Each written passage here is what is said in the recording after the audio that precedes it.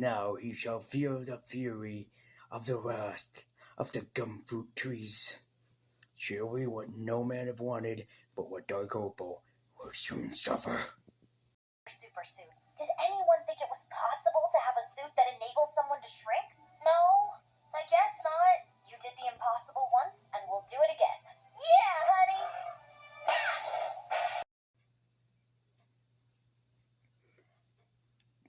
And here I thought Poison Ivy was doing the nicest thing. I think Bumblebee just killed Batgirl. Or just straight up turned her into Oracle. Jesus, and this is a kid's film. Hello and welcome to Lazy Cinema. I'm your host, Lazy Universe, and today we're taking a look at an animated feature from DC's Superhero Girls, which is a series for little girls, not 27-year-old adult males. But because I love animation and I'm a nerd for animation and also I love superheroes, this really seemed like up my alley, and I have a lot to say on it. When a new student enters the school, aka Big Barda, trouble starts to occur. Things worse when the amethyst crystal is suddenly taken over by a dark power, making the girls very afraid of what will happen. But when evil forces arrive in the form of Dark Opal and Eclipso, the girls have to stick together to know what they know about kicking butt, saving the day, and also, of course, making it in time home for dinner. With DC Superhero Girls Hero of the Year original movie.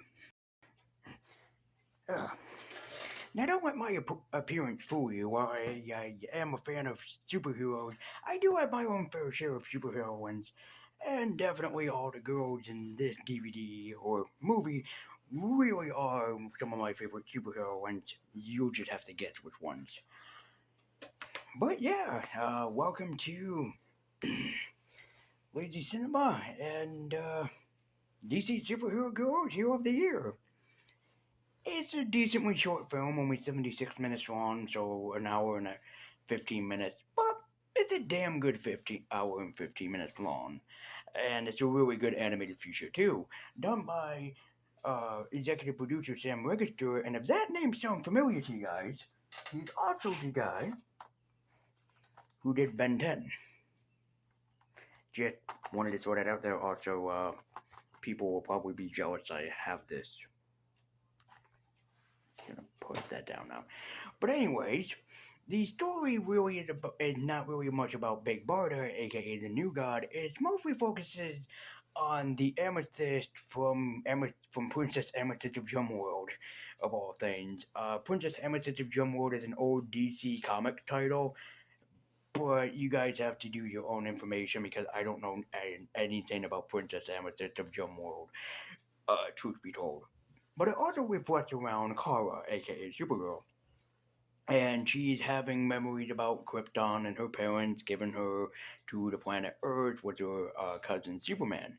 So, of course, in this, she kind of feels like that she's left out and that she has a family, her Aunt Martha and Uncle Jonathan, aka Superman's adopted parents, but she does still feel left out, and I think that's a great thing to get across even small children. Is that it's like even small children go through these feelings sometimes, especially when they're like adopted or in foster care. They really do feel like that they get these kind of sensations where it's like they feel left out, but they still have a family to love them, and that's what Supergirl learns later on. But the crystal from Krypton actually does play a bigger part in this, especially even more so. There's a lot of like different things that's going around. The Hero of the Year thing is probably the biggest portion of the film, where it has to do with a lot of the superheroes, both superheroes and superheroines in the school, owning up to show what it's like to be a superhero. And honestly, the winner at the end of the movie honestly did not surprise me because I knew of what was going on. there is a sub story with Big Barda. Now, everybody thinks that Big Barda is a supervillain. Now, if you guys know about the New Guys or Big Barda, technically Big Barda was a supervillain. She would turn into a hero when she met her husband, Mr. Miracle, and Mr. Miracle showed her the ways of being good, being a hero, and not giving in to evil intentions, even though she was trained by Granny Goodness and and she also led the female Furies. So it's really kind of like obscure that they would go into that, but it's still all right. There's also a subline where Hot Girl is teaching Beast Boy, voiced by Greg Sipes. I love that they had that in there. A lot of the voice actors from like other series are in there, like Harry Payton as Cyborg, Hayden Welch is Starfire. It's all the original voice actors in this reprising their roles, which I do love. Um, Tara Strong as Harley Quinn, all the great voices. So, the other subline with Beach Boy and Hot Girl is actually pretty funny in my opinion, but it's also pretty cute. Like, if the series intends to have Beach Boy get with Hot Girl. Now, don't get me wrong, I am the probably one of the biggest Beach Boy and Raven relationship shippers out there, just like I love Nightwing with Starfire. But honestly, I really did love the relationship between Hot Girl and Beach Boy. It's very cute. I like the way that they did it. It's very, very cool. Especially Hot Girl trying to teach Beach Boy how to be more mature and also like more sincere and whatnot. It's like basically trying to make him a gentleman. It's more adorable than you think it is. Truthfully. Also, the villains that they showed in this are very obscure, especially Dark Opal, as I mentioned, who was in Emesis Princess of Drumworld, and then Eclipso. Not the Eclipso that you guys are thinking of, the female Eclipso. And I'm like, really? Eclipso? I know the reason why, because Eclipso gets his powers from the Eclipso crystal or the Dark crystal, something like that. And it's like, okay, so you're tying this into the whole crystal thing. But then they go even more obscure by having them collect the Nth Metal belt from Hot Girl, the Mega Rod from Big Barda, the gem from Themyscira, and then also throwing stars from Katana. That shit doesn't make any sense at all. I will say though, the story could have been a little bit better, but it still worked for what it is because it's all about love, relationship, and family, which I really do love that. There are a lot of things I don't like about this. Number one is some of the designs work and some of them don't. My favorite design being Poison Ivy. I love the dress design that they did for her. Really, really, kind of like a beautiful, gorgeous dress design that they do for her. I love Supergirl's outfit. I really like her outfit from the animated series more, but the outfit in this really does stick out to me. And also, I love Beast Boy's outfit. You just have to see it to kind of get the joke. He wears the black and purple like he did in Teen Titans. That's a reference to him being on the Doom Patrol. And then he also has a Beast shirt underneath it, which I think might be a tie-in to the Titans live-action series. I'm not quite sure.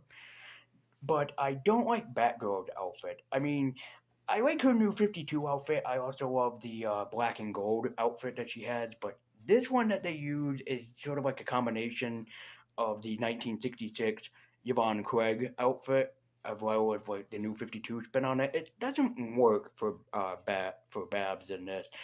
Also, she has a machine device, sort of like Brother Eye for OMAC. That's Oracle. That is not good because for young girls, Batgirl is Oracle. Oracle and Batgirl are the same person. There is no other saying. Like the reason why they made Batgirl Oracle, especially when she became disabled, was that you can give disabled children someone to look up to, and kind of destroying that is like, uh, it's like you can't have her have a friend in a wheelchair that almost looks like her called Oracle. I mean, no, I get why they did it, but it's like you got this great, wonderful character that like people look up to, and then you just give her just machine to talk to, sort of like Iron Man with Jarvis and some variations. So it's like Alright, well, whatever. You know, it's like, alright. Also, Jim Gordon, her father, noted she's Batgirl. That I'm okay with. Jim Gordon calls Barbara Bads. No, that's a big red X there. Babs is a nickname Barbara was given to by Dick Grayson, aka Nightwing, when she was in a relationship with Nightwing. Jim Gordon, as far as I know, has never called Barbara Babs. That's no, unless you're indicating no, that's even more disgusting for me to think about. No, no, no, no, no, no. There is an Easter egg that they show with Prince was Amethyst. I could really see an Amethyst Princess of Gemworld TV show for young girls. I could really see that. I wouldn't mind seeing like my daughters or like nieces, for example, if I in the future like getting to know that. Like this definitely is good for like little girls to watch. If you have daughters of your own or nieces and you're like, I want to get them into superhero. Try this. It's really good for young girls. Especially I love that they reference Harley and Ivy being a thing, which is nice, for Pride Month. Also for people, like that. Also, it's a reference to Paul Dini because one of the most famous Batman the Animated Series episodes is Harley and Ivy, which, if you know me, I love Paul Dini. I love Batman the Animated Series. So this was a very great movie. I love the animation in it. Of course, Warner Brothers animation, always good to look forward to. I will admit that the character designs are a little bootylicious. You have to see it to know what I mean. But if like they gave all of them like big butts, and so if like is this is that the running term or was that by accident? Because it seems like it. But yeah, it's a good film for what it's worth. Great voice acting all the way around. A really good story, in my opinion. And it was really, really good, especially to see. I know that I'm a 27-year-old male talking about superhero girls. That's basically it for young children, but for what it's worth, I will give you the benefit of the doubt that it's a really good film. It's not perfect, I won't say that. It does have its flaws, but for what it's worth, especially for children, because it is a children's film, it does really work. It's a really good damn film, and I love the hell out of it. I mean, I love what they did with the characters in it, especially Supergirl realizing that she's more important than she realizes, and congratulations all the way around. So thank you guys so much for watching. You can be a hero of the year yourself by liking this video, subscribing if you haven't already, and also following me at my Twitter in the link in the description. Also, if you want to give yourself an even bigger reward, you can share this video around with your friends or anybody that you think would like this series. And also, if you want to help me just be a superhero, just watch my videos and, just have fun with it. So thank you guys so much for watching. It's time for our clip of the day, and I think that you guys will like it. Have fun, stay safe, and as always, I'll see you next time.